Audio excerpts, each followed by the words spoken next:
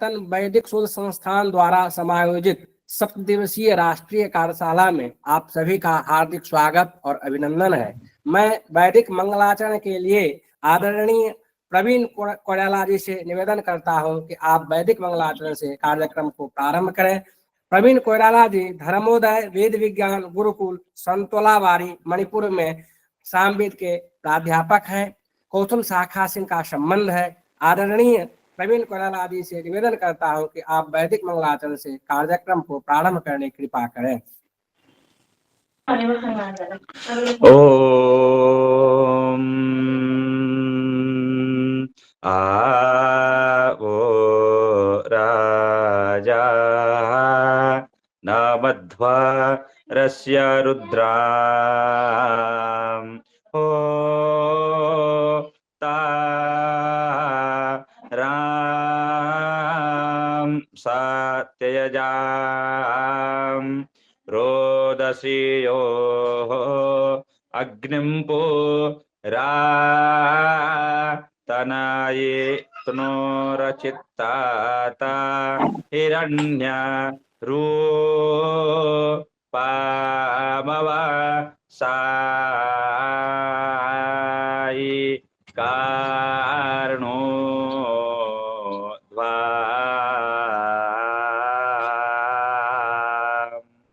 ओम स्वस्ति।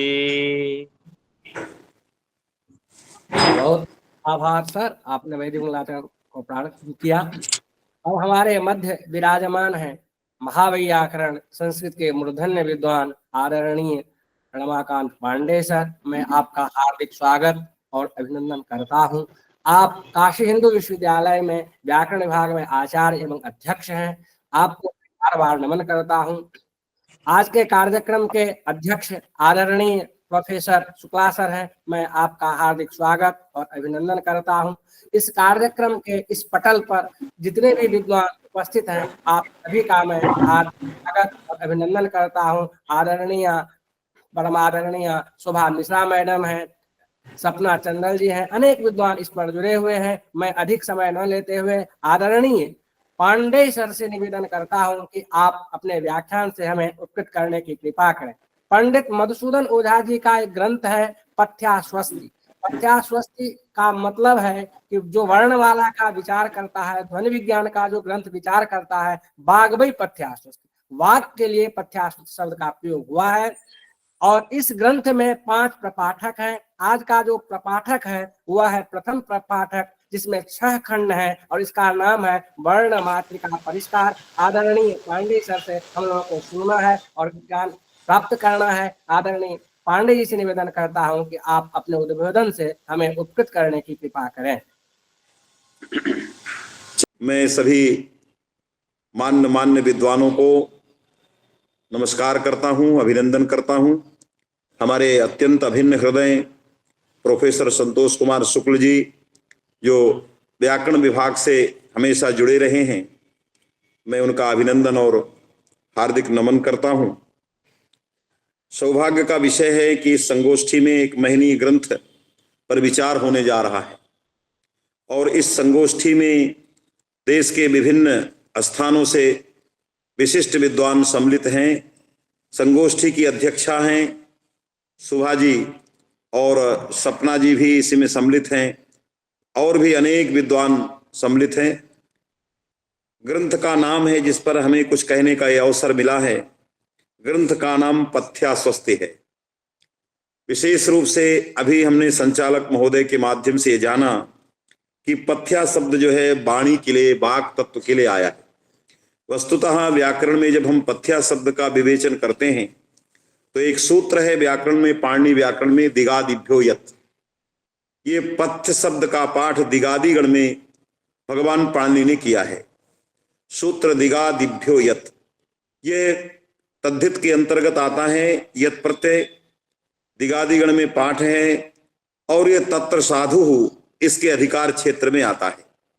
इसलिए पथिसु साधु पथ्य दिगादित्वाद यत् प्रत्यय करके इस शब्द की सिद्धि किया है। मार्ग में जो अत्यंत उपकारक हो, उस उपकारक तत्व का नाम पथ्य है। वो शरीर के लिए भी उपकारक हो सकता है, मानसिक संचेतना के लिए भी उपकारक हो सकता है। किसी भी रूप में उपकारक जो वस्तु है, मार्ग में जो उपकारक वस्तु है उसको पथ्य कहते हैं। स्त्रीत्व जो है वो लोकता है या वाक तत्व के स्त्रीत्व को लेकर के है, तो पथ्या शब्द का प्रयोग स्त्रीलिंग में किया गया। क्योंकि मार्ग में हमारी जीवन यात्रा का जो एक लंबा मार्ग है, उस मार्ग में हमें पथ्य की आवश्यकता है। वो पथ्य क्या हो सकता है?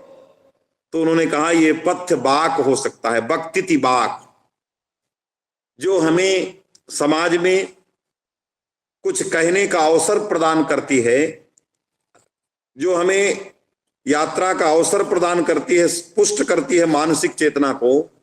ऐसे बाक का नाम पथ्य है, ऐसे शब्द का नाम पथ्य है। पथ्य ही हमारे आवागमन का साधन है, शब्द ही हमारे आवागमन की पुष्टि का साधन है। ऐसा जो पथ्य है, वाक है, वो कल्याणप्रद है। ये पथ्य और स्वस्ति दोनों एक साथ मिलकर के शब्द हैं। स्वस्ति का तात्पर्य कल्याण से। जब किसी को किसी के उन्नति की कामना करनी होती है तो शास्त्र में स्वस्ति शब्द का प्रयोग आता है। जैसे मैं एक आपको उदाहरण बताऊं, जब हम पुराणों की श्रृंखला में जाते हैं तो पुराणों के वामन पुराण में जब भगवान वामन जो हैं महाराज बलि के दरबार में जाते हैं तो उन्होंने सबसे पहले राजा के लिए स्वस्ति का प्रयोग किया था। राजा बलि को वामन ने कहा था स्वस्ति। तो स्वस्ति का तात्पर्य होता है उस व्यक्ति के सर्वतोभावेन कल्याण की कामना करना। जिस व्यक्ति को उद्देश्य करके स्वस्ति का प्रयोग किया जाता है उस व्यक्ति की सर्वतोभावेन कल्याण कामना। तो ये जो पथ्य है, जो हमारे शारीरिक और आत्मिक समस्त कल्याण की कामना के लिए इसमें स्वस्ति शब्द का प्रयोग किया गया है। इसलिए ये जो पथ्य वाक है वो हमारे लिए कल्याणप्रदा है। इसलिए इस ग्रंथ के शीर्षक का अर्थ पथ्या स्वस्ति है। पहला ये है। दूसरा, अनपेत अर्थ में भी पथ्य शब्द का प्रयोग व्याकरण में आया है। पथः अनपेतम पथ्यम, ये भी सिद्धि आई है। जहां धर्म पथ्य, ये न्याय अनपेते, इस सूत्र में जो है पथ्य शब्द का प्रयोग स्वयं भगवान पाणिनि ने किया है। तो जो अनपेत मने आवश्यक, हमेशा संबद्ध रहे, उस वस्तु का नाम भी जो हमेशा संबद्ध रहे। वाणी जो है उत्पत्ति से लेकर के अंत तक हमेशा संबद्ध रहती है, इसलिए इसको उस रूप में रूढ़ शब्द का प्रयोग किया गया। तो इसलिए इस पथ्या स्वस्ति ग्रंथ में जो सबके लिए कल्याणप्रद है, उस ग्रंथ में सर्वप्रथम आचार्य ने वेद भाषा में जो वर्ण मात्रिका हैं, उन वर्ण मात्रिकाओं के प्रदर्शन के पूर्व कुछ मंगलाचरण से जो है प्रयोग किया है। मंगलाचरण में उन्होंने लिखा है, परम ब्रह्माक्षरं ज्ञातुम शब्द ब्रह्माक्षर स्थितिम विज्ञापयति विज्ञान प्रवणा मधुसूदनः। ये मंगलाचरण है। प्रवणो मधुसूदनः, तो विज्ञान प्रवणः मधुसूदनः कमपि विज्ञापयति। विज्ञान में जो अत्यंत प्रवण है, प्रवण का तात्पर्य जिन्होंने अत्यंत अभ्यास किया है, ज्ञान को जिसने जीवन में ढाला है। तो विज्ञान प्रवण जो मधुसूदन है, आचार्य मधुसूदन है, वो जो है क्या करने जा रहे हैं, वो परम ब्रह्म को जानने के लिए एक उपाय बताने जा रहे हैं। उस उपाय का नाम शब्द ब्रह्म है। जब तक हम शब्द ब्रह्म की उपासना नहीं करते तब तक हम परब्रह्म को नहीं प्राप्त कर सकते। इस मंगलाचरण के पीछे आचार्य मधुसूदन जी का व्याकरण के प्रति बहुत बड़ा संकेत है। इसकी प्रमाणिकता भी बहुत जगह है। शब्द ब्रह्मणि निष्णातः परम ब्रह्मादि गच्छति, ये महाभारत में ऐसा आया। किंतु भागवत पुराण में आया कि शब्द ब्रह्मण अश्नायात, शब्द ब्रह्मणि अश्नायात न निष्णायात परम परावरे। तो उन्होंने कहा कि जो शब्द ब्रह्म में निष्णात हो गया है लेकिन निष्णात होने के बाद उसकी धारणा परब्रह्म तक नहीं गई है, तो वो ऐसी गाय के समान सेवन है जैसे कोई जो है चिरप्रसूता गाय की तरह उस शब्द विद्या का रक्षण करता हो। जैसे चिरप्रसूता गाय है, भागवत के 11 स्कंद में इसी मंगलाचरण की बात कही गई है। 11 स्कंद के 13वें अध्याय का 17वां मैं समझता हूं वो श्लोक है, जिसमें कहा गया कि यह शब्द ब्रह्मण स्नायात, जिसने शब्द ब्रह्म में स्नान किया है, गोता लगाया है, नदीष्ण, शब्द ब्रह्म में नदीष्ण है, न स्नायात परावरे, शब्द ब्रह्म में निष्णात है लेकिन परावर ब्रह्म में जो है वो अभी नहीं पहुंचा है। उसका जीवन जो है एक चिरकाल प्रसूत गाय की रक्षा की तरह। चिरकाल प्रसूत गाय की रक्षा यदि कोई कर रहा है और इस उद्देश्य से कर रहा है कि इयं गौः दुग्धम मह्यम प्रदास्यति, इस दृष्टि से यदि वो गाय को पालन कर रहा है और उसको दुग्ध जो है नहीं मिलेगा, तो उसका जैसे सेवन, उसकी रक्षण पालन करना जैसे उसका निरर्थक है, वैसे शब्द ब्रह्म की उपासना यदि परम ब्रह्म तक नहीं जाती तो उसकी उपासना व्यर्थ है। तो आचार्य मधुसूदन ने एक बहुत बड़ी बात कही व्याकरण की कि शब्द ब्रह्माक्षर स्थिति अहम मधुसूदन विज्ञापयति। शब्द ब्रह्माक्षर माने अक्षर स्वरूप जो शब्द ब्रह्म है, तो अक्षरात्मक शब्दात्मक जो शब्द ब्रह्म है उसकी स्थिति को मैं बताना चाह रहा हूं। क्यों बताना चाह रहे हैं? तस्य प्रयोजनम किमस्ति, उसका प्रयोजन क्या है? तो कहा परब्रह्माक्षरं ज्ञातुम, जो अक्षर स्वरूप परब्रह्म है उसको जानने के लिए शब्द ब्रह्म की स्थिति को मैं बताना चाह रहा हूं। शब्द ब्रह्म क्या है जिससे परब्रह्म जाने, ये पहले श्लोक का अर्थ है। और इसको मैंने पुराणों से प्रमाणित किया कि पुराण में इस तरह का श्लोक आया है। महाभारत में और श्रीमद् भागवत में और वाक तत्व के विषय में बहुत सारी बातें आई। तो परब्रह्माक्षरं ज्ञातुम शब्द ब्रह्माक्षर स्थितिम विज्ञापयति विज्ञान प्रवणो मधुसूदन। दूसरा इसके बाद आता है, दूसरे श्लोक में शब्द ब्रह्म की स्थिति को आगे वैशब्देन वर्णन करने जा रहे हैं। शब्द ब्रह्म जो स्फोट के रूप में व्याकरण में विख्यात है, उसी का विशद वर्णन सखंड जो स्फोट है उसका वर्णन करने जा रहे हैं। वर्णाक्षर समाम्नायो अनेकधा प्रतिपद्यते छंदो भाषानुगा तत्र पथ्या स्वस्ति निरूप्यते, ये ग्रंथ का शीर्षक उन्होंने दिया है। वर्णाक्षर समाम्नायः अनेकधा प्रतिपद्यते, ये वर्णाक्षर समाम्नाय का तात्पर्य अक्षर समाम्नाय जो है व्याकरण में प्रयोग किया गया महेश्वर सूत्रों के लिए। जो माहेश्वर सूत्र हैं उनको अक्षर समाम्नाय से व्यवहार किया गया है। आम्नायो वेदः समाम्नायः वेदानां वेदः, ये अक्षर जो है वेदों का वेद है, क्योंकि वर्णान समुपक्रम्य शब्दानाम स्थिति, जब वर्ण नहीं रहेंगे, वर्ण का अस्तित्व नहीं रहेगा, तो शब्द वर्णों का समुदाय जो शब्द है वो शब्द ब्रह्म की स्थिति नहीं रहेगी। तो सखंड शब्द ब्रह्म की स्थिति वर्णों के अधीन है, इसलिए यह वर्ण आमनाय नहीं है अपितु समामनाय है। कहा गया कि आमनाय शब्दः वेदे प्रसिद्धः, आमनाय जो शब्द है वो वेदों में प्रसिद्ध, वेद के लिए प्रसिद्ध है। ये अक्षर समामनाय जो जिन अक्षरों का हम वर्णन करने जा रहे हैं, ये समामनाय माने वेदों का वेद के रूप में इसको कैसे जानेंगे? वेद तो अपौरुषेय हैं, वेद तो नित्य शाश्वत हैं, तो ये अक्षर समामनाय जो वर्णाक्षर समामनाय है, इसको वेद पद से व्यवहार कैसे किया जाएगा? तो वेद पद से इसका व्यवहार ऋग्वेद में बहुत अच्छी तरह से प्रतिपादन किया गया। कहा ये एक ऐसा शाश्वत परंपरा है जिस परंपरा से ये सारे वर्ण आ रहे हैं। इन वर्णों को किसने बनाया है, अद्यावधि किसी प्रकार का कोई भी संदर्भ नहीं है। इसलिए कैसे आया है, मैं इसी श्लोक का एक पुराण की बात श्लोक रखने जा रहा हूं, जो मधुसूदन सर जी ने कहा है, वर्णाक्षर समाम्नाय अनेकधा प्रतिपद्यते। तो अनेक रूप में वर्ण समाम्नाय है, अक्षर समाम्नाय है। वो कैसे? एक बार श्रीमद् भागवत के द्वितीय स्कंद में एक श्लोक है, वो इसी का प्रतिपादन करता है। पुराण में जैसे पहला श्लोक वैसे दूसरा श्लोक, वहां पर कहा गया कि सचिंतयन द्वैक्षर में कदाम्बसी उपासृणो दुहि गदितम बचो विभु स्पर्शे सुयत षोडश में कविंसम निष्किंचनानाम नृपयद धनम विदु।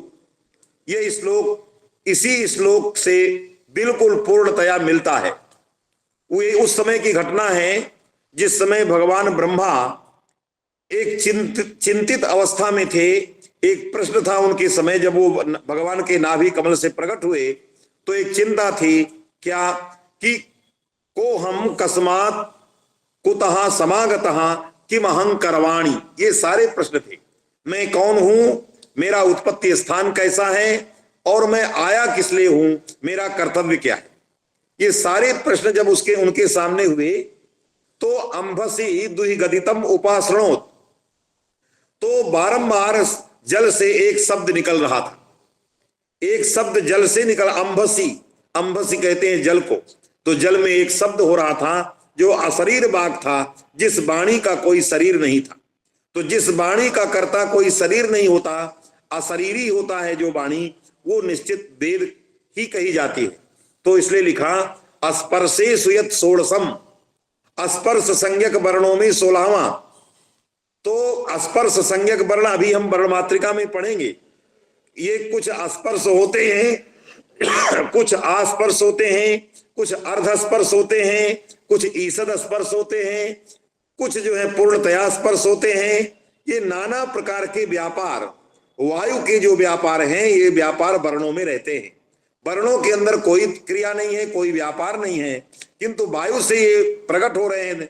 इसलिए वायु के में रहने वाले सारे धर्म वर्णों में आरोप कर दिए जाते हैं, जिसलिए वर्णों में अल्प प्राणत्व, महाप्राणत्व और इस प्रकार के स्पर्शत्व, ईषद स्पर्शत्व, अस्पर्शत्व, अस्पष्ट स्पर्शत्व, अनेक धर्म उन वर्णों में आ जाते।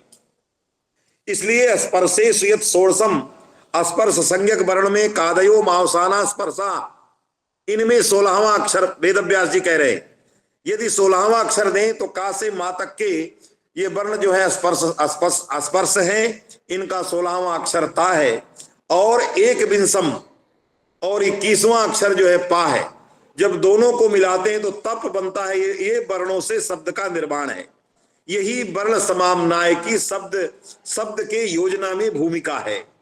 ये भागवत लिख रहा है कि स्पर्शे सुयत षोडश में के विंशम, स्पर्श संज्ञक वर्णों में 16वां और 21वां, ये मिलकर के जो वर्ण मिलकर के जो शब्द तैयार हुआ, जो ध्वनि से अभिव्यक्त है, ऐसा शब्द ही अर्थ प्रतिपादक होने से लोक व्यवहार में स्फोट और शब्द ब्रह्म के रूप में जाना जाता है। इसलिए शब्द ब्रह्म को जानने के लिए वर्णों का जानना अत्यंत आवश्यक है, जिसके लिए मधुसूदन जी लिख रहे हैं, वर्णाक्षर समाम्नायो अनेकधा प्रतिपद्यते। अनेक उसके भेद हैं। अनेकधा का मतलब है न एकधा, अर्थात अनेक स्वरूप हैं। किसी में 66 है, किसी में 64 है, किसी में 63 है, किसी में 29 है, कहीं 30 है। ये अनेक प्रकार का वर्ण समाम्नाय के रूप में आया है। तो वर्णाक्षर समाम्नाय अनेकधा प्रतिपद्यते। छंदो भाषानुगाह, ये जो वर्ण है, ये जो पथ्या स्वस्ति नामक ग्रंथ है, ये छंद की भाषा का अनुगमन करने वाला है। जो छंद में जो छांदस शब्द हैं, वैदिक शब्द हैं, वैदिक शब्दों के व्याख्यान करने हेतु उनको बताने के लिए ये वर्णमाला है। तो छंदो भाषानुगा अनेकधा जो है पथ्या स्वस्ति तत्र वेदे वर्ण समाम्नाय अनेकधा वर्ण समाम्नाय रूपेण प्रतिपादितम जत तस्यैव निरूपणम अस्माभिः क्रियते। छंदो भाषानुगा तत्र पथ्या स्वस्ति निरूपते। जैसे एक बहुत बड़ी बात लिख रहे हैं श्रुति की, ओष्ठ पिधाना नकुली दंतैः परिवृता पविः सर्वस्यै वाचः ईशाना चारु माम इहि बाधये। बड़ी सुंदरता से लोग मेरा उच्चारण करें, उच्चारण विधि में बता रहे हैं। जैसे नकुली जो है जो नकुली है, नकुल नेवला, उसकी स्त्री के लिए नकुली शब्द का प्रयोग आया। नेवली जो है क्या करती है, अपने ओठों को बंद रखती है और बंद ओठों से जो है, ढके हुए ओठों से, और दंत वज्र के समान उसके दांत हैं। पबी माने वज्र, तो वज्र के समान जो नकुली है, अपने दंतों से जो दांत ओष्ठ पिधाना परिवृता, ओठों से ढके हुए हैं, ऐसे नकुली जैसे अपने बच्चे को बड़ी ऐसी स्थिति पकड़ती है जिससे किसी भी प्रकार का उसको चोट नहीं लगता। उसी प्रकार से सर्वस्यई वाचः, जितनी भी प्रकार की वाणी हैं, उन समस्त वाणियों में का जो वादन है, उच्चारण है, वो उच्चारण के लिए मैं पथ्या स्वस्ति का उपस्थापन करने जा रहा हूं। इससे ओष्ठापिधाना नकुली दंतैहि परिवृता पविहि, और सर्वस्य, ये नकुली के विशेषण हैं।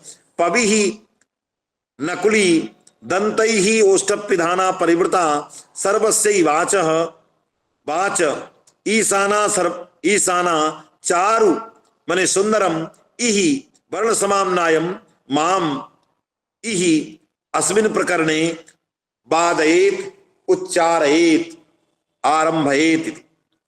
इस समय में अब ग्रंथकार के द्वारा सामान्यतया मंगल पद्यों की व्याख्यान के बाद ग्रंथकार जो है वर्ण समाम्नाय क्या है, कितने प्रकार के वर्ण कहाँ कैसे हैं, इनका वो उपस्थापन करने जा रहे हैं।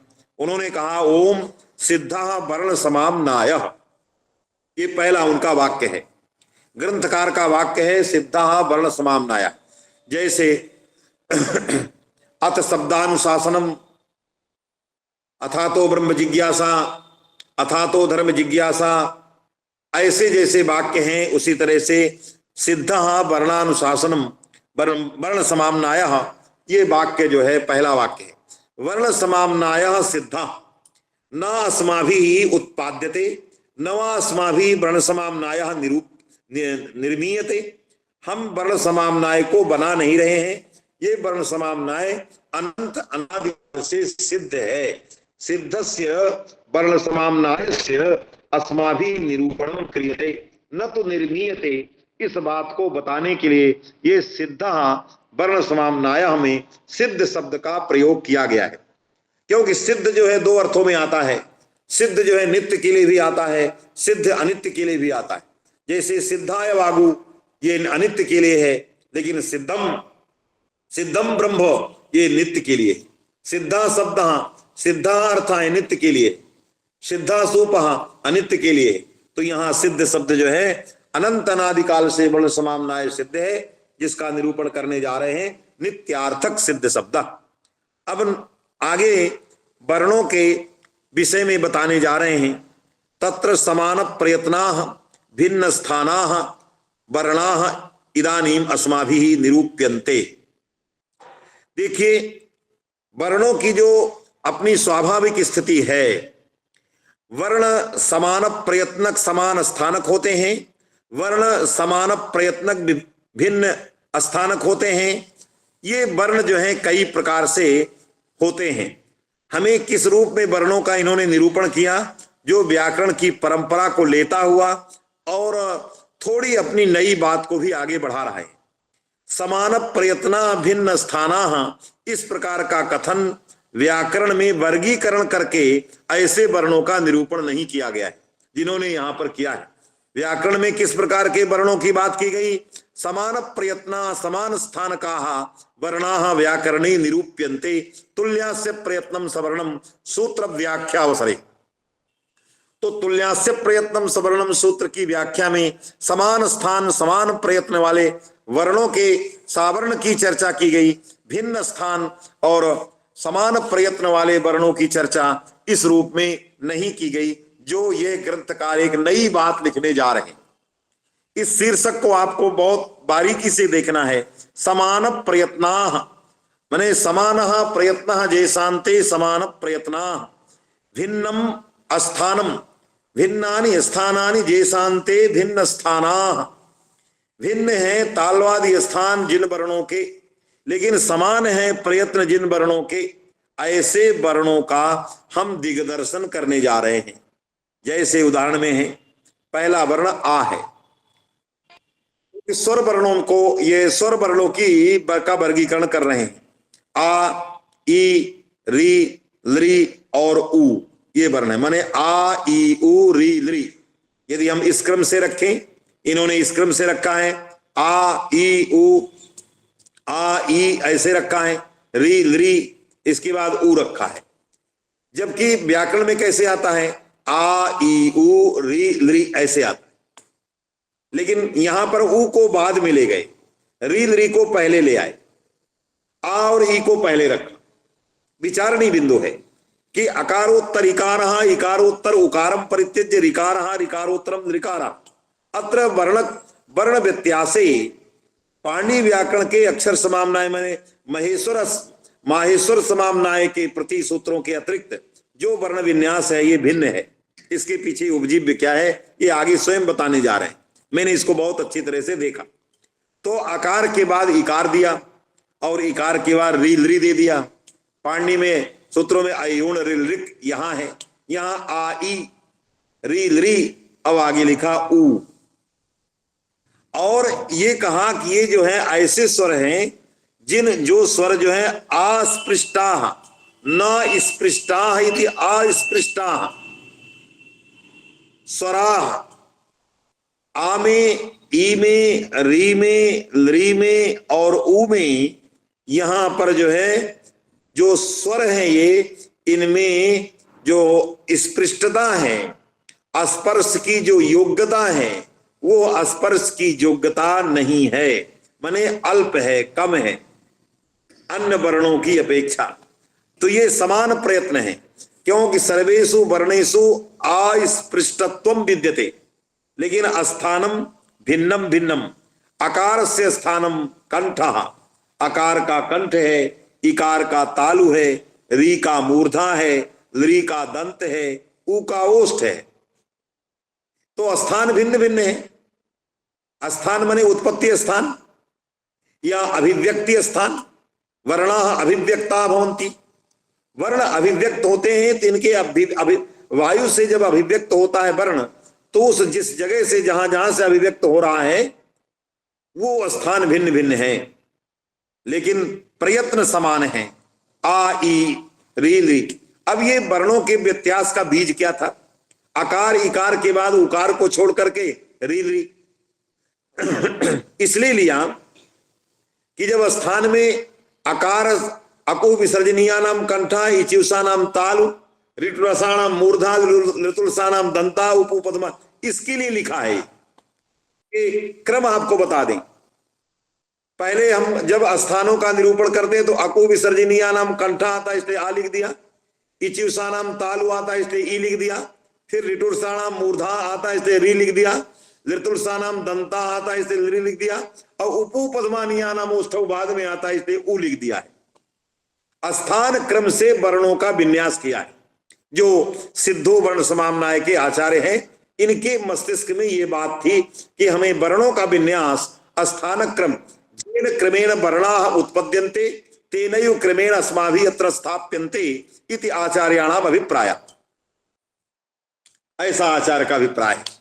प्रयत्न जो है, एक नई बात आपको बताएं, आप सभी विद्वान हैं, यहां जो बात लिखी है बहुत गंभीर बात लिखी है।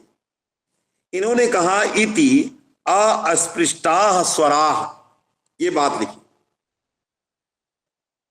इनमें ये जो स्वर हैं इनमें स्पर्श जो है स्पष्ट नहीं होता है। कहाँ स्पष्ट होता है, कहाँ स्पष्ट नहीं होता है। जब हम पाणिनि व्याकरण को देखते हैं तो वहां लिखते हैं आचार्य नागेश भट्ट एक जगह कि एतेषां वर्णानाम उच्चारणे जिह्वा ताल्वादी नाम सम्यक स्पर्शनम तस्मात् एते स्पर्शा। ये नागेश भट्ट का वाक्य। इन वर्णों के उच्चारण में जो है जिह्वादि का सम्यक स्पर्श होता है, इसलिए स्पर्श है। लेकिन आ में, कंठ का जोर है, इनमें स्पर्शः सम्यक स्पर्शो न भवति। इसलिए का से लेकर के मां तक के स्पर्श की चर्चा की गई, कभी स्वरों को स्पर्श की चर्चा नहीं की गई। स्वर में तो हमें विवाह, स्वर में जो है विवृत होता है, उसमें स्थान जो है खुलता है, इससे स्थान उत्पत्ति स्थान का में विवार होता है, उसमें जगह होती है, इसलिए उसको विवृत कह सकते हैं, ना कि उसको स्पृष्ट कह सकते हैं। तो कासे मां तक के वर्णों में जीवादि नाम सम्यक स्पर्शो भवति, अतएव ते भवन्ति स्पर्शा। और आ में, ई में, री में, ली में, ऊ में, इनमें स्पर्श नहीं होता है, इसलिए अस्पर्शाः माने अस्पृष्टाः, ये स्पृष्ट वाले नहीं हैं। इसलिए ये ऐसे स्वर हैं लेकिन इनका भिन्न स्थान है, और ये एक सजाती प्रति, न आकार में स्पर्श है, न ई में स्पर्श है, न री में स्पर्श है। इससे यही इनकी समानता है कि सर्वे स्पर्श रहिताः समान स्थानकाः। तो स्पर्श रहिताः, स्पर्श रहित ही इनकी समानता है, यही इनका व्यापार है, इसलिए इनको प्रयत्न शब्द से ये व्यवहार किया गया। एक बात। दूसरी बात, एक बात और बताएं विशेष रूप से, ये आकार का विवृत प्रत्यय है, विवृतम ऊष्मणाम स्वराणाम, अथवा ईषद विवृतम ऊष्मणाम विवृतम स्वराणाम, स्वरों का विवृत प्रत्यय होता है। तो आ का विवृत प्रत्यय है, ई का विवृत प्रत्यय है, री का विवृत प्रत्यय है, ली का विवृत प्रत्यय है, और ऊ का भी विवृत प्रत्यय है। तो सभी का विवृत प्रत्यय होने से समान प्रयत्न, और सभी के स्थान भिन्न होने से भिन्न स्थान का। तो जो ये पंक्ति लिखा है समान प्रयत्न भिन्न स्थान का, ये पंक्ति भी हमारी लग गई, क्योंकि सबके प्रयत्न भेद हैं, सब प्रयत्न सबके समान हैं, सभी का विवृत प्रत्यय है, और सबके स्थान भिन्न भिन्न हैं। तो आचार्य की पंक्ति व्याकरण से भी मेल खा गई पूरी तरह से। तो पहले वर्ण में आ गया आ, ई, उ, री, ली। अब आप एक प्रश्न खड़ा करेंगे कि भाई आ, ई, उ, री, ली के बाद और भी तो अच हैं, इन्होंने तो 1 2 3 4 5 ही रखा, जबकि 4 को छोड़ दिया, 4 जो अच थे उनको छोड़ दिया। ये आप पूछेंगे, तो मैं पहले से आपको बताऊं, ये कहीं नहीं लिखा है आचार्य ने कि मैंने क्यों छोड़ा, लेकिन मैं अपनी बुद्धि से जो विचार किया उस बात को बताने जा रहा हूं। आचार्य ने इसलिए छोड़ा कि ए, ओ, आई, औ ये समान प्रयत्न नहीं है। आई जो है विवृततर है, और ए जो है विवृततर है, आई जो है विवृततम है, ओ जो है विवृततर है, औ जो है विवृततम है। तो आ का केवल विवृत है, ई का केवल विवृत है, री का केवल विवृत है, ऊ का केवल विवृत है, ए का जो है विवृततर है, आई का विवृततम है, ओ का विवृततर है, औ का विवृततम है। तो समान प्रयत्न है ही नहीं। इससे समान प्रयत्न भिन्न स्थान का ऐसा कहना से ए, ओ, आई, औ नहीं आते हैं, इसलिए उनको छोड़ दिया। ये हम लोगों को यहां जानना पड़ेगा। इसलिए समान प्रयत्न में से हम ए, ओ, आई, औ को नहीं ले सकते। अब आप कहेंगे कि भाई पाणिनि व्याकरण के प्रारंभिक ज्ञान में ए, ओ, आई, औ को विवृत कहा गया, लेकिन नहीं, वो बालानाम उपलालना, वो विवृत जो है प्रारंभिक था। महाभाष्यकार ने जब प्रयत्नों के भेद का वर्णन करने लगे तो जो संध्यक्षर थे, संध्यक्षर माने ए, ओ, आई, औ, जो ये संध्यक्षर थे, इनके प्रयत्नों में थोड़ा भेद किया, कहा ए, ओ, आई, औ ये विवृततर विवृततम है। इसलिए महाभाष्यकार ने प्रयत्नों के भेद में भेद कर दिया। इसलिए ये 4 5 लिए गए, 4 छोड़ दिए गए, लेकिन वो स्वर हैं, स्वर कहे जाएंगे। एक तो छोड़ने का कारण ये था प्रयत्न भेदात। दूसरा एक बात और आपको बताएं, दूसरा ये है छोड़ने का कारण और भी है। आ अखंड है, ई अखंड है, री अखंड है, ली अखंड है, ऊ अखंड है, ए सखंड है, आई सखंड है, ओ सखंड है, औ सखंड है। तो अखंड सखंड का भी भेद है। वो सखंड है ए, ओ, आई, ओ ये सखंड, इनमें आ, ई मिलकर के ए होते हैं। इसलिए सखंड और अखंड की दृष्टि से भी इनमें वैजात्य है, इसीलिए 5 के अलावा 4 को छोड़ दिया। तो अखंड सखंड गतम वैजात्यम। अब आप कहेंगे कि री 2 प्रकार की होती है। आपको एक नई बात बता रहा हूं, री जो होती है री और री, ये 2 प्रकार की होती है। एक री होती है जिसके मध्य में 2 रेफ रहते हैं, मध्य 2 रेफऊ, 2 रेफ रहते हैं और दोनों रेफों की मात्रा एक है। मध्य 2 रेफऊ तयोः एका मात्रा, उनकी एक मात्रा हो, और उसके चारों तरफ अजभक्ति लगी होती है। अभिता अजभक्ति, चारों तरफ उसके अजभक्ति होती है। उस अजभक्ति को भी एक मात्रा के रूप में गिना गया। अजभक्ति यद्यपि वर्ण समाम्नाय में या अक्षर समाम्नाय कहें या जो इन्होंने कहा वर्णाक्षर समाम्नाय है, उसमें नहीं आता है। इन्होंने अपने ग्रंथ में आगे चल करके अजभक्ति की परिभाषा बड़ी अच्छी किया है। अजभक्ति का मतलब है अच सदृश है, वो अच के समान है, अच नहीं है। अच के समान क्यों है, अच नहीं है ये भी है क्योंकि अकारादि चांत समुदाय के अंदर नहीं है, इसलिए अच नहीं है। चूंकि अच का जो धर्म है वो धर्म अजभक्ति में भी है, इससे अचपद से गृहीत होने से वो अच के में कही जाती है। तो उसकी एक मात्रा और रेफ की एक मात्रा मिलाकर के 2 मात्रा वाली जो री बनती है, उस री का प्रयत्न जो है विवृत नहीं है, उसका ईसत स्पृष्ट है। इसलिए जहां पर यह व्याकरण की बात आई कि दिया त्रिवर्णस्य द्वादश भेदा, जहां पंक्ति लिखते हैं त्रिवर्णस्य द्वादश भेदा, तो वहां पर त्रिवर्णस्य के ऊपर नागेश भट्ट ने लिखा विवृत प्रयत्नकस्य, विवृतस्य। क्यों विशेषण दिया? त्रिवर्ण यदि 2 नहीं होती तो फिर ये कहने की क्या जरूरत है कि विवृतस्य त्रिवर्णस्य द्वादश भेदा। इसका मतलब ये विशेषण बतला रहा है कि कोई और प्रयत्न वाली भी नृ है, क्योंकि विशेषण दे दिया नागेश भट्ट ने, दीक्षित ने विशेषण नहीं दिया। दीक्षित ने सामान्य वाक्य लिखा त्रिवर्णस्य द्वादशस्य दीर्घाभावात्, लेकिन नागेश ने कहा कि दीक्षित की पंक्ति कमजोर है, वहां लिखना चाहिए विवृतस्य त्रिवर्णस्य द्वादशस्य दीर्घाभावात्। तो विवृतस्य त्रिवर्णस्य माने विवृत प्रयत्नकस्य त्रिवर्णस्य। जब ऐसी व्याख्या करते हैं तो जो मध्य 2 लकारौ तयोरेका मात्रा अभिताज भक्ति, इस प्रकार की जो द्विमात्रिक लृ है वो विवृत प्रयत्न वाली नहीं है, उसमें दीर्घ होता है, इसलिए उसमें दीर्घ होता है।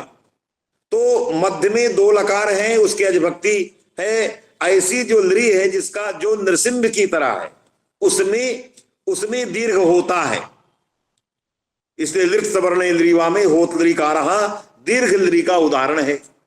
इसलिए यहां अखंड री का वर्णन किया गया है। वर्ण समाम्नाय में अखंड री का वर्णन है। ऐ औ ए ओ ये अखंड में नहीं आते, इसलिए छोड़ा गया। समान प्रयत्न नहीं है, इसलिए छोड़ा गया।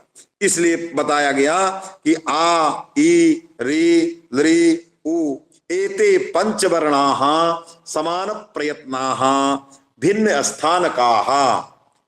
इनमें समान प्रयत्न सभी विवृत वाले हैं और ये स्पर्श की योग्यता इनमें नहीं है, कहीं भी इनमें स्पर्शता नहीं है, इसलिए अस्पष्टा। दूसरी बात एक और आ रहा है या रा ला और वा, एक ये लिखा है और एक इस लिपि में आप लोगों के पास पुस्तक होगी, एक इस लिपि में यस लिख दिया है, अंग्रेजी वाला यस आपके पास होगी, मुझे लगता है आप देख रहे हैं सब लोग। तो जो यस लिखा है वो किस वर्ण का सूचक है? क्योंकि सबकी जो स्थिति है वो 5-5 वर्णों का एक वर्ग बनाया है। तो पहला है अखंड सखंडाकार यस बनाया, अर्थात इसको ऐसे वर्ण से लिया है जो या भी नहीं है, वा भी नहीं है, रा भी नहीं है, ला भी नहीं है, यारा या रा ला ये सब नहीं है। इससे भिन्न कोई ऐसा वर्ण है, उसी वर्ण का नाम है मध्य दो लकारौ अभिता अजभक्ति लृ ईसत स्पृष्ट प्रयत्न का। इसलिए लिखा है इति ईसत स्पृष्टा अंतस्था। आगे की पंक्ति बता रही है, आगे की पंक्ति लिखा है या रा लावा। तो यारा लावा ये जो वर्ण है जिसमें कहते हैं यण, यण में यावा राला ये वर्ण है। तो यावा राला में यहां क्रम बदल दिया है। हमारे यहाँ पाणिनि व्याकरण में क्या है, है वरट के या से लिया गया, है वरट में या वा रा ला, यहां लिया गया या रा ला वा, ऐसा लिया गया। क्यों लिया गया?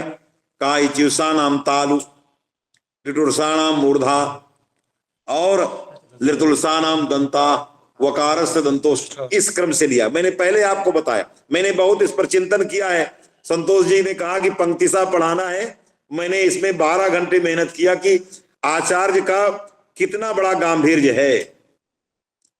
इन्होंने लिखा या और फिर लिखा रा, और पाणिनि अक्षर समाम्नाय में क्या है या वा। क्यों छोड़ा उस क्रम को? ये अक्षर समाम्नाय भिन्न है। इससे पहले प्रतिज्ञा किया है वर्णाक्षर समाम्नायो अनेकधा प्रतिपद्यते, ये पहले प्रतिज्ञा कर लिया, इसलिए प्रतिज्ञा हानि नहीं है। और छोड़ने का मूल कारण क्या है? इस प्रकार के छोड़ने में उपजीव्य क्या है? तो उसका उपजीव्य है कि इन्होंने स्थानक क्रम से लिया है। जैसे स्थान अर्थात वर्णा जेन क्रमेण उत्पद्यन्ते तेनैव क्रमेण वर्णाक्षर समाम्नाय अस्माभि प्रतिपद्यते, इस क्रम का उन्होंने आश्रयण किया।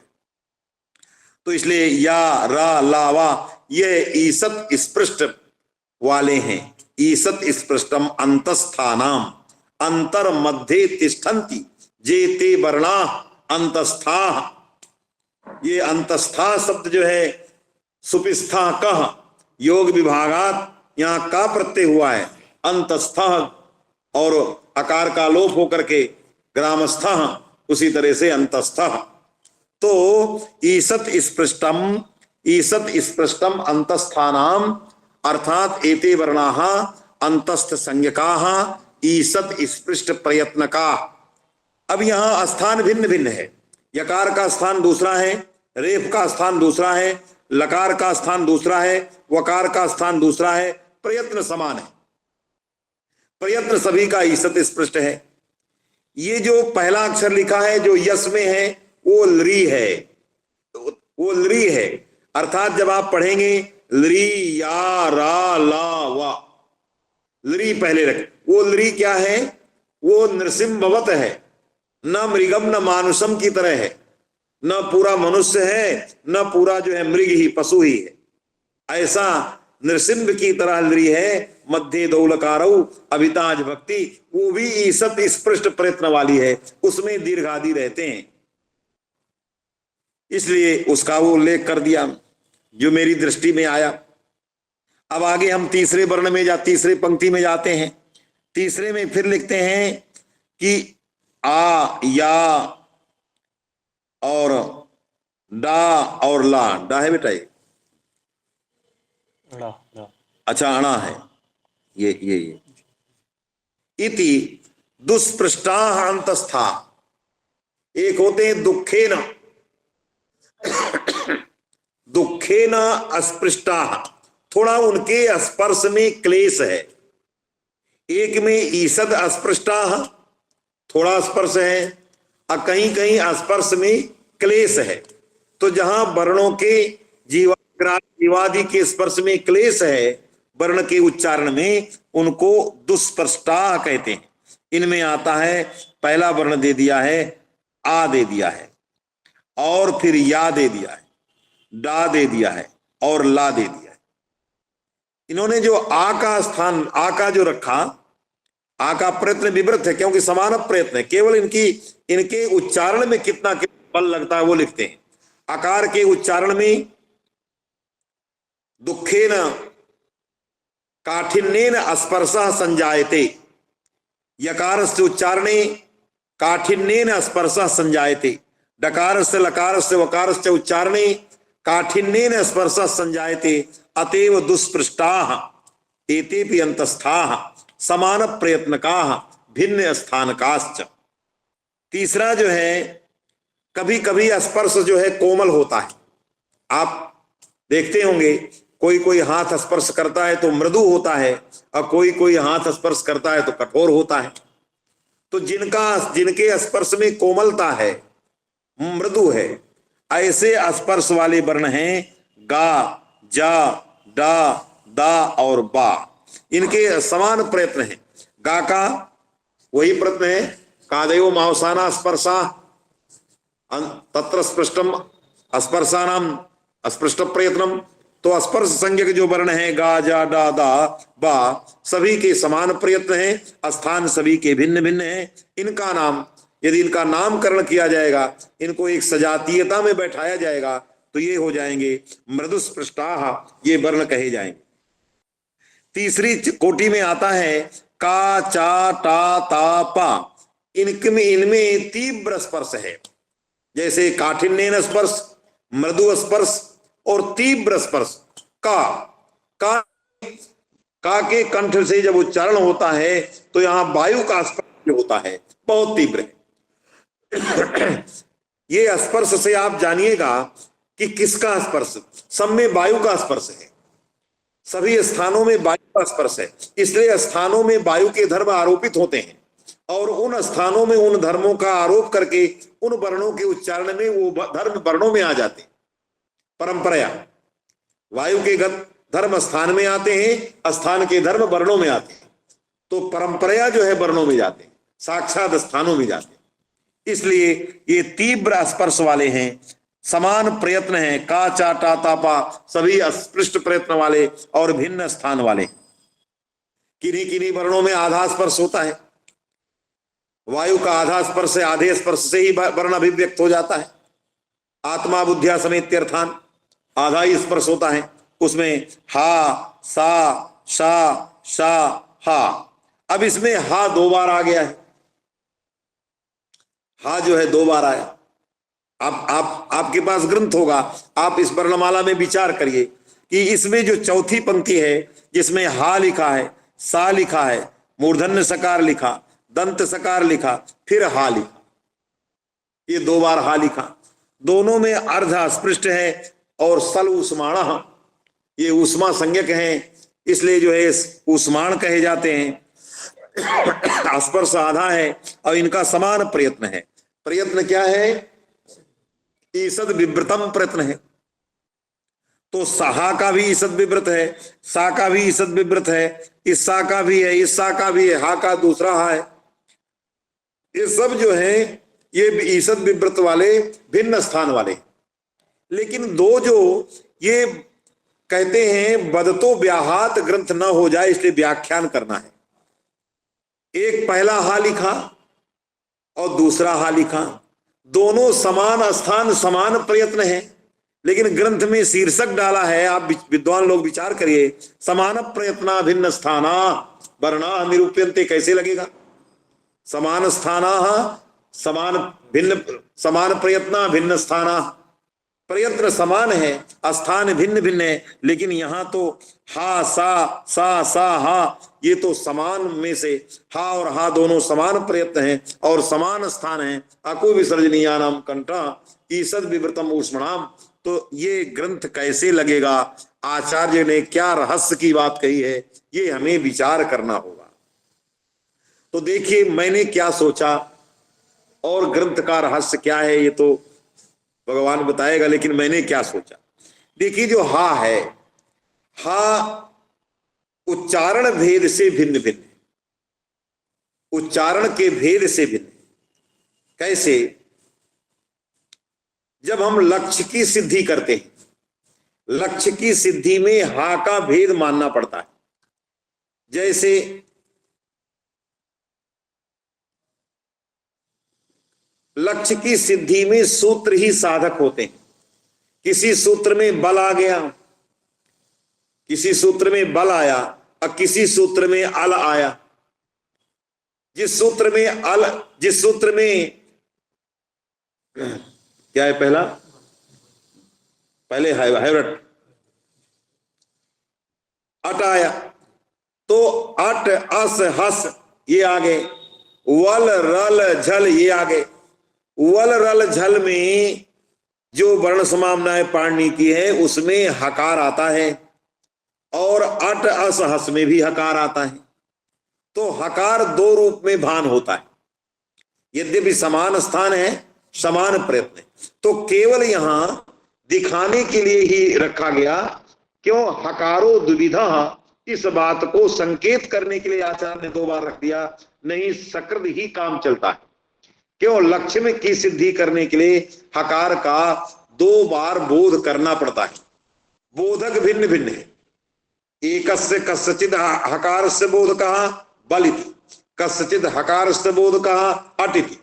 तो बोधक भेदेन बोध्यस्य हकारस्यापि भेदः, इस भेद को लेकर के आचार्य ने हकार को दो बार रख दिया, नहीं तो समान स्थान समान प्रयत्न भेद केवल इतने ही है, क्योंकि उच्चारण भेद से स्थान में भेद हो गया, इसलिए इस दृष्टि से आचार्य ने हकार को दो बार रखा।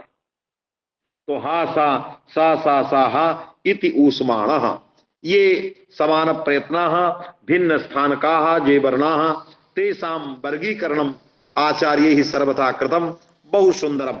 आगे अथवा यद्वा, दूसरा पक्ष आचार्य ने यद्वा से रखा। यद्वा पहला था समान प्रयत्नाः भिन्न स्थानाः, दूसरा समान स्थानाः भिन्न प्रयत्नाः, उलट दिया है। पहले समान प्रयत्नाः भिन्न स्थानाः, अब समान स्थानाः भिन्न प्रयत्नाः। स्थान समान रहेंगे, प्रयत्न जो है भिन्न भिन्न रहेगा। जैसे दे दिया, जहां पर स्थान समान है प्रयत्न भिन्न है, जैसे आ री आ गा का था, ये वर्ण है, ये कंठ से उत्पन्न होते हैं। सर्वे भी वर्णा कंठ्याः, कंठे भवाः कंठ्याः, कंठ स्थान से उत्पन्न होने। पहला आ, दूसरा ली।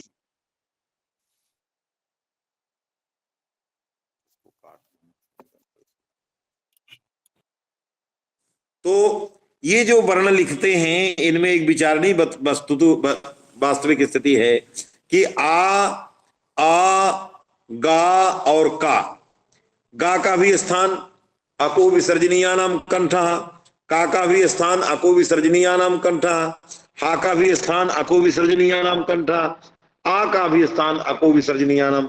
आ जो है दो प्रकार का, एक आकार संवृत है, एक आकार विवृत है। संवृत वाला भी अको विसर्जनीयानाम कंठः और विवृत वाला भी अको विसर्जनीयानाम कंठः, इसलिए दो बार आ पढ़ा। एक आ होता है जिसको साइलेंट में लिखा जाता है, एंगा पदांता दति, पदांतात एंगो अतिपरे पूर्व रूपम एकादेशः, वहां आकार जो है छुप जाता है लेकिन रहता उसका भी कंठ ही। तो हम आकार को तीन रूप में जानते हैं, एक विवृत संवृत और विवृत संवृत के साथ साथ छुपा हुआ आकार अर्थात परिवर्तित आकार। तो आकारो त्रिविधा, संवृतः विवृतः और रूप परिवर्तितः। तो संवृत विवृत संवृत रूप परिवर्तित भेदेन आकारस्य त्रैविध्यम इति द्योतयितुम ग्रंथकारेण उक्तम आ ये रख दिया। पहला आ विवृत, दूसरा परिवर्तित, यस, तीसरा संवृत। तो ये समान प्रयत्न है और स्थान सबके भिन्न भिन्न है, नहीं समान स्थान है, प्रयत्न सबके भिन्न भिन्न है। गा का स्थान समान, प्रयत्न एक स्पृष्ट प्रयत्न है, का स्पृष्ट प्रयत्न है, हा का ईसत स्पृष्ट प्रयत्न है, नहीं ईसत विवृत प्रयत्न है, और आ का संवृत प्रयत्न है, आ का विवृत प्रयत्न है, और उसका भी विवृत या संवृत ही प्रयत्न है। स्थान क्या है? समान स्थान है, प्रयत्न में उसका उसका जो यश में वाला आकार है उसका प्रयत्न क्या है? तो पूर्व वर्ण का जो प्रयत्न होता है उसका वही प्रयत्न हो जाता है। देखिए विचार करिए, हरेव में विष्णु में जो आकार का अस्तित्व है उसका प्रयत्न क्या है? उसका प्रयत्न है पूर्व वर्ण का जो प्रयत्न है वही प्रयत्न। तो पूर्व वर्ण में हरे में एकार है, एकार का जो प्रयत्न है आकार उसी रूप में बदल गया है, इसलिए उसका वही प्रयत्न कहा जाएगा। इसलिए प्रयत्न में भेद आ गया। पहला विव्रत, दूसरा एका विव्रतर, फिर जो है संव्रत, फिर जो है स्पृष्ट, फिर जो है स्पृष्ट, और हा का हो गया ईषद विव्रत। तो समान समान भिन्न प्रयत्न हो गए और समान स्थान हो गए। इति कंठ्या, ये कंठ स्थान से पैदा होते हैं। दूसरा है ई, या, जा, चा, शा, तालव्या, इच्युसानाम तालु। तो इच्युसानाम में ई आ गया, चा आ गया और या आ गया और फिर चा आ गया, अच्चू से चवर्ग में जा भी आ गया। ये सारे तालव्य वर्ण हैं, तालु स्थान से निकलते हैं। अब इसमें विचार करिए, जहां विचारणी बिंदु, ऐसे तो सामान्य सभी जानते हैं, इसमें 2 बार या का पाठ है। पहले ई है, फिर या है, फिर या है, और फिर जा है, फिर चा है, फिर सा है। ऐसा पाठ इन्होंने ऐसे वर्गीकरण ऐसा किया है। अर्थात ई से ले लिया भिन्न भिन्न समान स्थान तालु, या दोनों तालु। अब या दोनों क्यों लिया 2? इसलिए लिख लिया या कि जो या है वो या कभी कभी पराश्रित होकर के अपना स्थान बदल देता है, कभी कभी अपना स्थान बदल देता, पराश्रित हो जाता है। जैसे विसर्ग जो है पराश्रित होकर के अपना स्थान बदल देता है। हरि में विसर्ग का स्थान तालु है, रामा में विसर्ग का स्थान कंठ है, क्योंकि ये जितने ऐसे कुछ वर्ण होते हैं जो पराश्रित होते हैं। यकार में जब ह्या कहेंगे, ह्या, हा और या जुड़ेंगे, तो हा और या जब जुड़ेंगे तो दोनों मिलकर के उरस्य कहे जाएंगे। वहां दोनों मिलकर के क्या कहे जाएंगे? उरस्य कहे। उरस्यम तम बीजानियात कंठ माहु असंयुतम। तो जब संयुक्त रहते हैं तो उरस्यम और असंयुक्त रहेंगे तो कंठ। इसलिए इस बात को बताने के लिए यहां भेद पैदा किया है।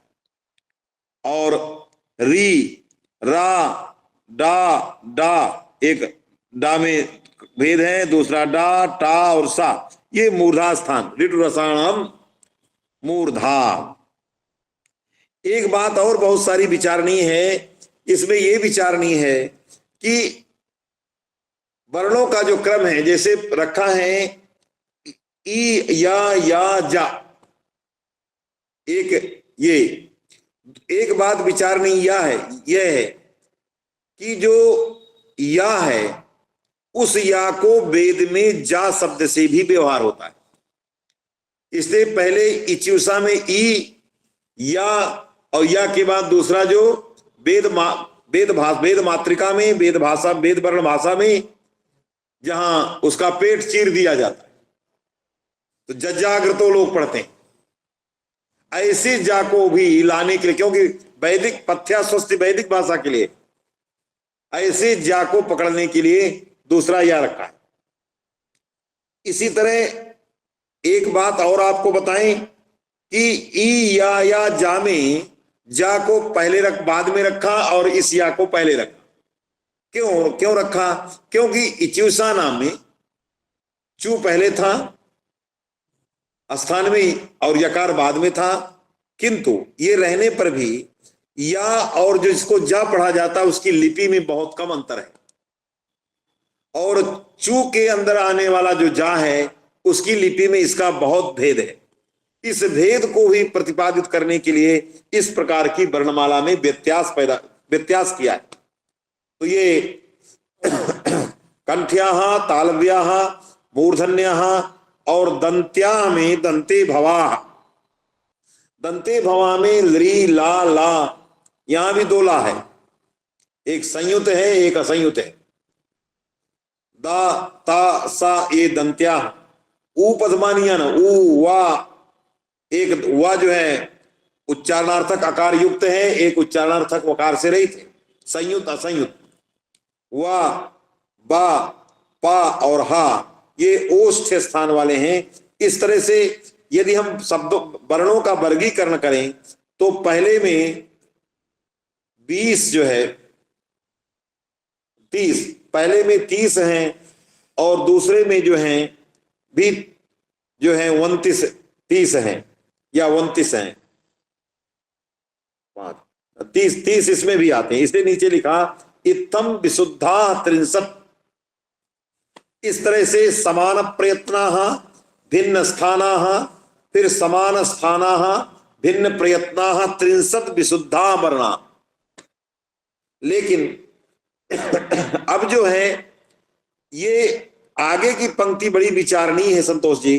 लिखा है हकारयोः स्थान भेदेन भिन्नत्वे उच्चारण साम्यात् ऐक वर्ण्याभिमाने तू 39। कहीं कहीं ये 63 को 39 किया 29। क्यों? जो जिनका ये अभिमान है, क्या अभिमान है? हकार, वो 2 हकार बताए गए, उसमें स्थान भेदेन भिन्नत्वे भी जो कह रहे हैं ये क्या है? एक वर्ण्याभिमानी, दोनों हकार एक ही वर्ण है, स्थान के ऐक्य होने से या प्रयत्न के ऐक्य, जो इस प्रकार के अभिमान वाले हैं वो 29 कह रहे हैं।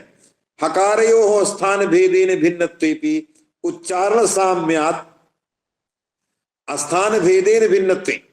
हकार लिखा कि ह्री है, छपने में कुछ गड़बड़ है। हकारयोः, हकार है ना, तो हकारयोः स्थान भेदेन भिन्नत्वेपि। हकार 2 हैं, हा हा, जिसमें दोनों हाथ में हमने समान प्रयत्न है लेकिन स्थान भिन्न भिन्न है। एक जो है हा का कंठ है, एक उरस है। तो हमारी पंक्ति है समान प्रयत्न भिन्न स्थान। तो इसलिए जो लोग हकार को एक मान करके 29 मानते थे वो उनका भ्रम है। विशुद्धा वर्णा 63 यही सिद्धांत है आचार्य का। इसलिए हकारयो स्थान भेदेन भिन्नत्वेपि उच्चारण साम्यात् ऐक्यम तस्मात् 39 वर्णाः विशुद्धाः इति कथनावलंबिनाम आचार्याणाम इदं मतम सर्वथा अभिमान पूर्णम ब्रह्म पूर्णम। वस्तुतः सिद्धांतः कहा विशुद्धाः वर्णाः येषां वर्णानां समान प्रयत्नकत्वं या समान स्थानकत्वं भिन्न प्रयत्नकत्वं तथा भूता वर्णाः विशुद्धाः वर्णा।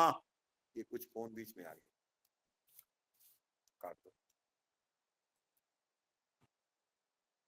इसलिए ये 30 प्रकार के वर्ण हो गए।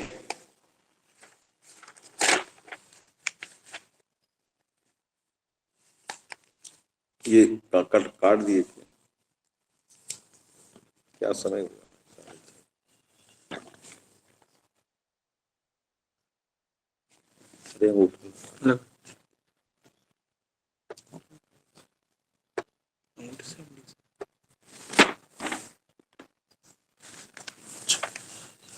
मध्ये व्यवधानम आगतमासीत् मन्नेहम इदानीं सार्ध षड्वादनम संजातम विद्यते।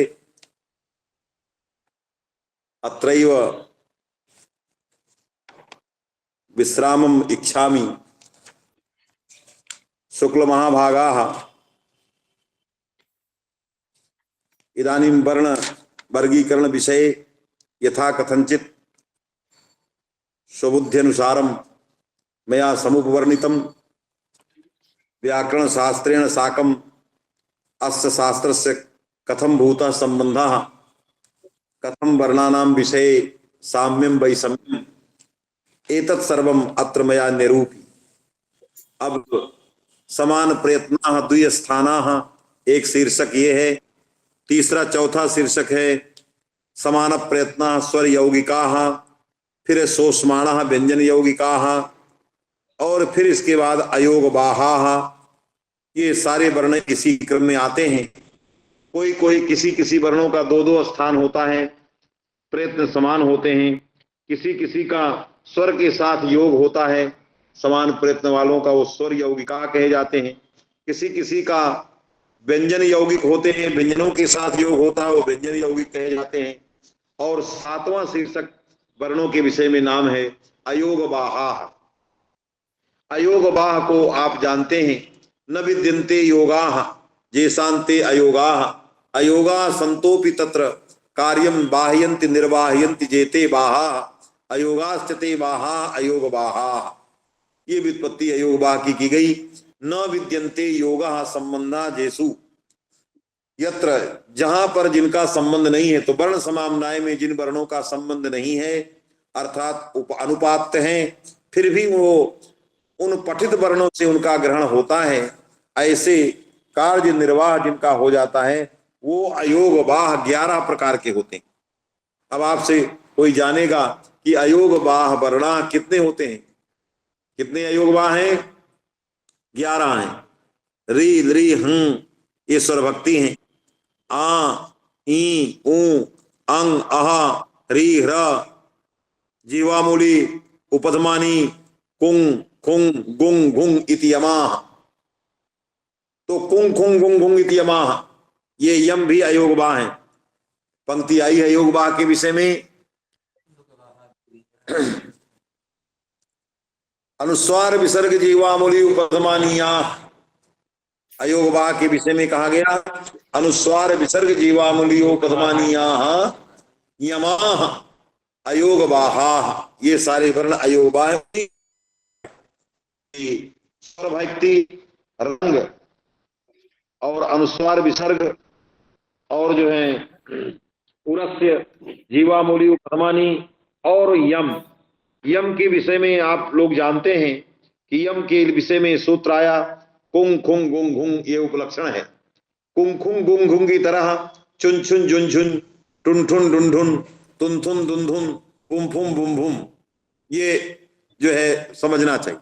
संतोष जी, मैं एक नई बात आपको बताना चाह रहा हूं। काशी में एक बार यम के विषय में चर्चा हुई कि यम कितने प्रकार के होते हैं।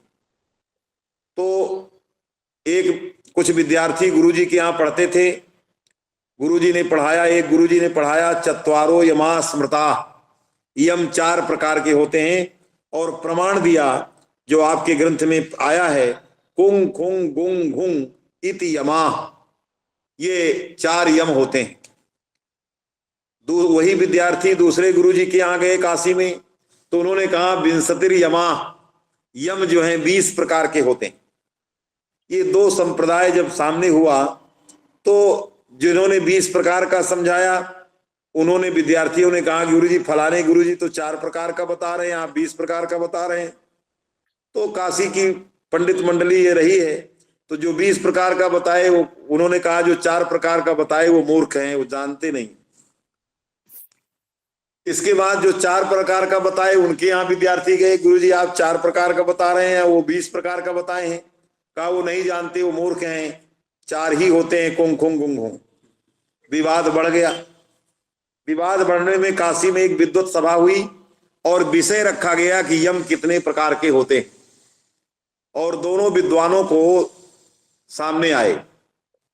तो उन्होंने, एक विद्वान ने जिन्होंने पढ़ाया था 4 यम हैं, उन्होंने पक्ष रखा कि यम 4 प्रकार के होते हैं। प्रमाण क्या है? तो पाणिनि शिक्षा में भगवान पाणिनि लिखते हैं चत्वारो यमा स्मृता। और दूसरा प्रमाण दिया कि सिद्धांत कौमुदी में भट्टोजी दीक्षित ने जो उदाहरण दिया है और पंक्ति लिखा वर्गेषु आद्यानाम चतुर्णाम पंचमे परे पूर्व सदृशो वर्णः यमः यमिति इति प्रातिशाख्ये प्रसिद्धम, ये भट्टोजी दीक्षित ने लिखा। वर्गेषु में एक वचन लिखा। यदि 5 वर्गों में यम होते तो नहीं, यदि 4 यम होते तो वर्गे कहते, वर्गेषु क्यों लिखा? ये 20 वाले ने बोला। दीक्षित ने उदाहरण दिया पलिकनी चखनतु अग्नि ही गणंति आगे आगे उदाहरण नहीं दिया। हाँ? आपको ये 4 यम वाले में प्रमाण आए।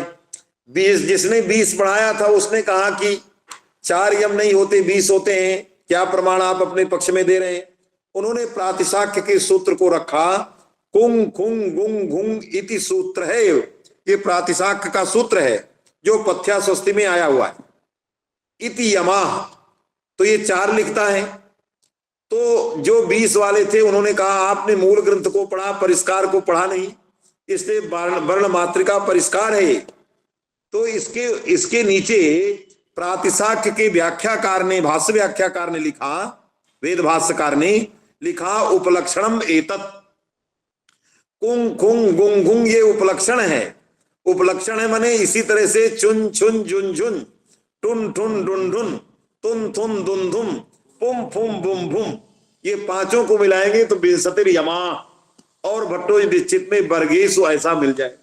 और वेद में बहुत सारे उदाहरण आते हैं जहां पंचम परे हैं 2 तकार मिल जाते हैं, पत्नेव इत्यादि में मिल जाते हैं। पत्नेव आता है, नकार पड़े हैं, 2 तकार मध्य, तो पहला तकार यम हो जाता है। इस तरह से यह अयोग बाहों की चर्चा के अंदर यम की चर्चा आई है। हम अब यहीं से अपनी वाणी को विराम देते हैं। आप सभी को अभिनंदन करते हैं, स्वागत करते हैं। आप सभी ने मुझे अवसर दिया व्याकरण में कुछ कहने का। मेरे विद्यार्थी यहाँ पढ़ने के लिए, मैं गुरुकाशनी विद्या भवन में बैठा हूँ। शाम को सब विद्यार्थी अब आ गए हैं। 6:30 बजे से मेरा कक्षा ये शुरू होती है और 9 बजे तक मैं पढ़ाता हूँ।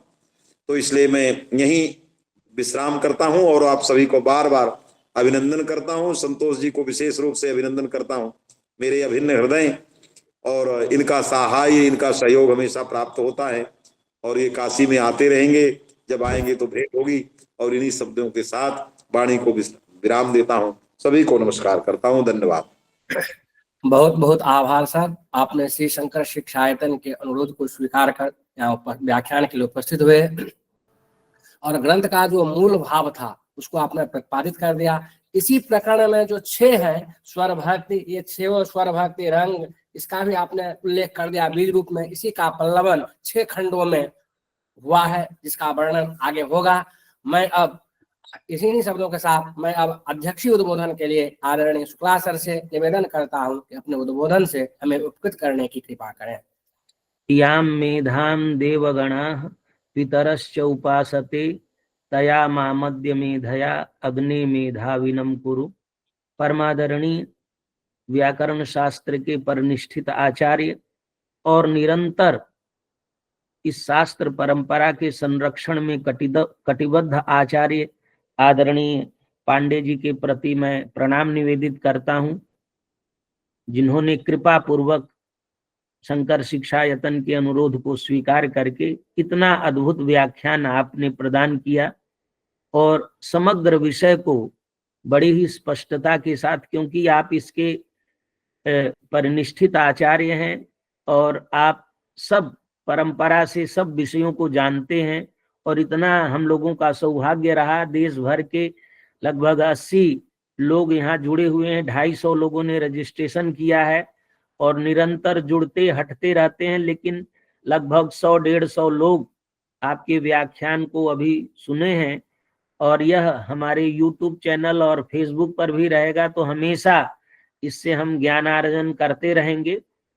वर्ण समाम्नाय का जो विषय है, ये ऋक् प्रातिशाख्य में कहीं पर वर्ण समाम्नाय, कहीं वर्ण राशि, कहीं अक्षर समाम्नाय, इस प्रकार से इसका निरूपण हुआ है। और वही प्रातिशाख्यों में प्रतिपादित जो विषय था उसी विषय को ओझा जी ने अपने ग्रंथ पथ्या स्वस्ति में रखा है, जिसका आपने बहुत ही जितना कहा जाए उससे अधिक निरूपण आपने इसका किया है, जो हम सभी के लिए बहुत ही उपादेय है और हम लोगों का मार्ग प्रशस्त करेगा।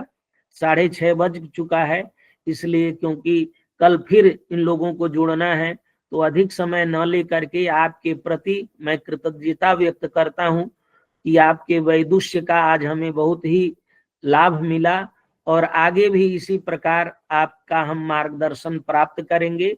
आपको इस ग्रंथ पर और अन्य जो ओझा जी का एक व्याकरण विनोद ग्रंथ है उस पर भी हम कार्यशाला करेंगे और आपके मार्गदर्शन में उस ग्रंथ को हम लोग पढ़ेंगे। तो बहुत ही आनंद हुआ। आपके प्रति मैं कृतज्ञता व्यक्त करता हूँ, सादर प्रणाम करता हूँ और यहाँ पर जो देश भर के विद्वान जुड़े हैं उनके प्रति भी बहुत बहुत धन्यवाद। नमस्कार। आप आदरणीय पांडे सर के प्रति मैं आभार प्रकट करता हूं, आदरणीय शुक्ला सर के प्रति मैं आभार प्रकट करता हूं और इस पटल पर उपस्थित सभी विद्वज्जनों को मैं के प्रति मैं आभार प्रकट करता हूं। और एक निवेदन है, यही लिंक कल भी कार्य करेगा। आप सभी विद्वज्जन इसी प्रकार आए और इस कार्यक्रम को सफल बनाए। अभी भी 84 की संख्या है सर, और 314 हमारे पास रजिस्ट्रेशन है। तो आप लोगों का उत्साह हम लोगों का संवर्धन करता है। सभी के प्रति मैं आभार करता हूँ। पुनः कल हम लोग मिलेंगे। सर्वे भवन्तु सुखिनः, सर्वे सन्तु निरामयाः, सर्वे भद्राणि पश्यन्तु। भाग् भवेत्। ओम शांति शांति सुशांति भव। शान्तिः।